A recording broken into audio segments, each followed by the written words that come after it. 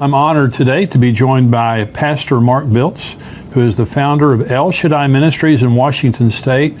He is a well-known and popular commentator on the Feast of the Lord. He is also well known for his discovery of the blood moon tetrads that shook the church community and changed our understanding of end-time prophecy. Mark has authored several best-selling books, including the one we're going to be talking today, which is Blood Moons, Decoding the Imminent Heavenly Signs. And Pastor, thank you for joining me here today. Well, thank you so much. I love being on your program with you. Well, we did a great show last week, and we were talking about the Antichrist, Decoding the Antichrist, one of your books, one of your excellent books. Now, you, as far as anyone that I've ever talked to, you're responsible for discovering the blood moon tetrads. And, you know, the book of Joel talks about blood moons. Jesus said there'd be signs in the sun, moon, and stars and all of that. But your book here, Blood Moons, Decoding the Imminent Heavenly Signs, how on earth did you find out about the blood moon tetrads? It was a miracle. It really was. I love astronomy. And so I was looking at the eclipses. And I had been praying, and it happened, it hit me about 4 in the morning when I was in my prayer closet. I used to love to get up and pray around 4 and 5 in the morning, and I've been doing it for a long time. And I also teach on the Feast of the Lord. And so all of a sudden it hit me, I need to go to NASA's website to look at when these eclipses are occurring on the biblical calendar. Because in Genesis 1:14, many people misunderstand that verse, which is so significant. When we think of why did God create the sun and the moon, we think it was for light. But the Bible says the number one reason, go and look in Genesis 1:14, he created the sun and the moon for signs. And then it says for seasons. Well, the problem is English. When we read the word season, we think of winter, spring, summer, or fall. But that Hebrew word doesn't mean that. As a matter of fact, in Leviticus 23, when it talks about the feast of the Lord, that word feast, what do we think of when we think of feast? We think of food. Well, it's the same Hebrew word. So how can that Hebrew word, the same one, be translated as food here and winter in Genesis? It doesn't mean either one. It literally means an appointed time. That's why the biblical calendar for the Jewish people was based on the new moon, because it's on the new moon is the only time you can have a solar eclipse. And that's why the feasts like Passover and Tabernacles are on a full moon, because you can only have a lunar eclipse on a full moon. So God's calendar isn't the Muslim calendar, the Gregorian calendar, it's the biblical calendar. And so I made that connection, and then I go back and I look, and you wouldn't believe it. The first blood moon happened on Passover. The next one was on Tabernacles. And there was a solar eclipse on Rosh Hashanah, for heaven's sake, 2 weeks before the other lunar eclipse. And then in the next year, there also was a total lunar eclipse on Passover and Tabernacles. And I just was so shocked. I thought, well, how often does that happen? And I looked, and the time it happened before was 1967 and 68 when Israel captured Jerusalem. And the time before that was when Israel became a nation, 1949, 1950. And the time before that was 1492 when all the Jews were kicked out of Spain. And so I just was blown away, and I knew that it had to mean something. And I would never claim that I knew what it meant, but I knew it had great biblical significance. Oh my gosh. I mean, it's just, when I first read your book and began to understand the blood moons, you know, when you read Joel and it says the moon will be turned to blood, the sun will give its light, it's like, you know, the sky is going to fall, you know, I mean, but that's not what it's saying. No. It was saying that there will be signs, like Jesus said, in the sun, moon, and stars. And so the blood moon tetrads makes perfect sense, because that's what God does. You know, exactly. I mean, and he's so orderly, he's so predictable in that sense. So I want you to talk about the seasons, because you were talking about the feast. Now, one of the things that you teach that is so fascinating is on the Feast of Israel. Okay, so you believe that the Feast of Israel, 7 feasts, 4 in the spring, 3 in the fall, you believe that's a prophetic grid. You believe that that's a prophetic statement about the future, right? You are exactly right. In Revelation, it talks about those written in the book of the Lamb who's been slain from the foundation of the world, not 2,000 years ago. That means the slaying of the Passover lamb was from the very beginning, from the foundation of the world. As a matter of fact, what I believe the Father said is, look, I'm going to send my son to die. I'm going to determine what day he's going to die. I'm going to determine what time he's going to die. As a matter of fact, I'm going to determine what songs will be sung at his funeral. Wow. This is why 1,000 years before Jesus came, King David wrote the funeral hymns that would be sung on the day Yeshua died, because every Passover they sing the Psalms, the Hallel. As a matter of fact, many of your listeners know that they sang a hymn and went over to the Mount of Olives out on that night.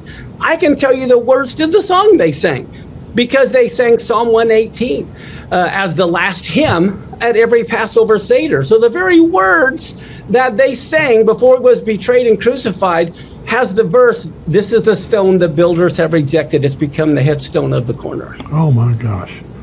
So you have Passover. Oh, yeah. And then you have unleavened bread. Right. Okay. Which was the burial. Right. And then you have first fruits. Exactly, the resurrection. All of those have been fulfilled.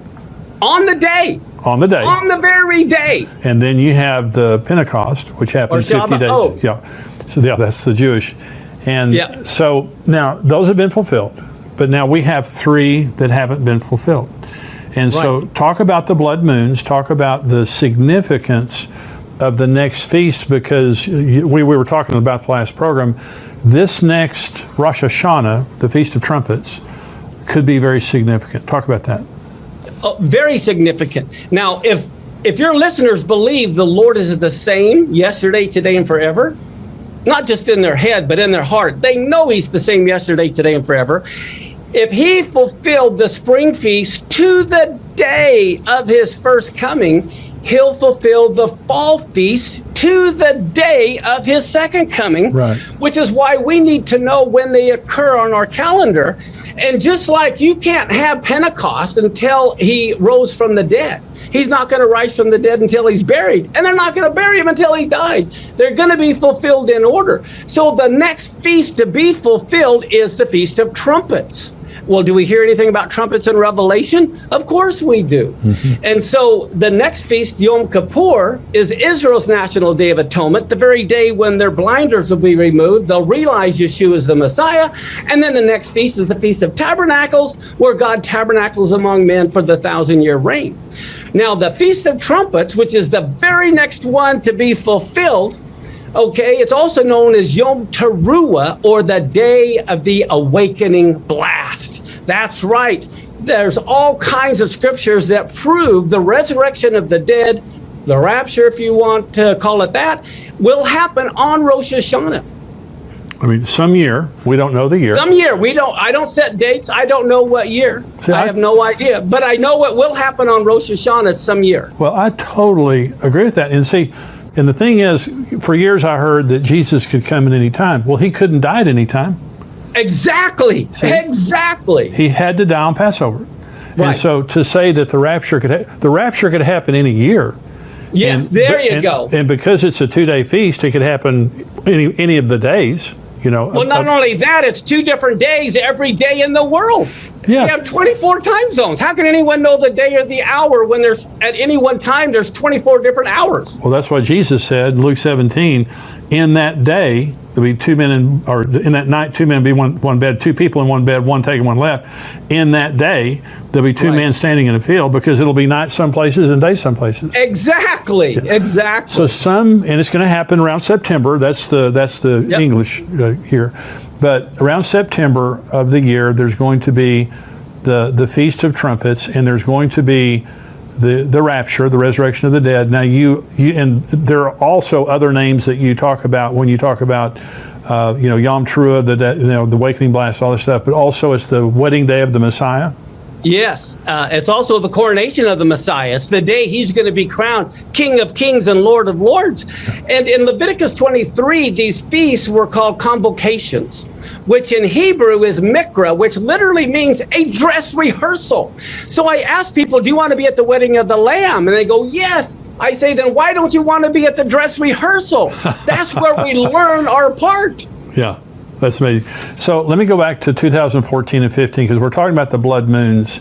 Sure. This is just such a significant point in time in human history that we're looking at. And what I say to people, Pastor, is, every generation has had a sign or signs. Hitler was there, earthquakes, wars, but we're the only generation that has all the signs. Exactly. We have especially Israel, but we have a convergence of all the signs. So going back to Christopher Columbus, who was a Jew, and many people don't know that, but here's the way I've seen the blood moons, because there's 1492, 1493, 1949, 1950, 1967, 1968, and then 2014 and 15. So we understand the first three. But here's the way that I look at it. The 1492 and 1493 was the beginning of God bringing his holy people together. This is the first time since the AD 70 that we see the first beginnings of a gathering there. 1949, 1950 is the Holy Land. The Jews get back the Holy Land. 1967, 1968 is the Holy City of Jerusalem. 2014, 2015 that's the one, to me, is the Holy Temple. There has been, since in the last 3 months, there's been 11,000 Jews ascend the Temple Mount to pray, the most since 2,000 years ago. Okay, and so we're seeing a great activity in Jerusalem, the Temple Institute, the Temple Mount Faithful, different people. So what do you think about the feast of 2014 and 15? What do they mean? Is it significant for the temple? Does it have any other significance? I think it definitely could be temple related. The way I look at it from hindsight, I did mention this back then as well. But if you remember Joseph's dream, and Joseph was a type of the Messiah, there was 7 years of plenty followed by the 7 years of famine. I believe the 2014-2015 lunar tetrad was a warning of the 7-year cycle. When it ended, we would begin the 7-year famine or tribulation, which is why 2022 is so significant. Okay, so the Shemitahs, and if you wouldn't mind talking about it again, so this is a Shemitah year that we're in right now. Yes. Now, when we say 2021, 2022, the Jewish year begins, and their civil year begins the Rosh Hashanah. Yes. In September. Yes. Okay, so their new year began in September, and so now between now and next September, this is a Shemitah year. This is the 7th year. Yes. And you believe now again that the tribulation has to begin at the beginning of the Shemitah cycle, which is next September. Exactly. And I have a chart here. One of the things that I want to mention is how significant the first year of a Shemitah cycle is, and which will begin October of next year, right after Rosh Hashanah, because we're in the 7th year. But did you know both temples, Nebuchadnezzar destroyed the temple and Rome destroyed the temple, both in the first year of a Shemitah cycle? Wow. So both temples were destroyed then. The 1967 Six-Day War happened in the first year of a Shemitah cycle. The Yom Kippur War happened in the first year of a Shemitah cycle.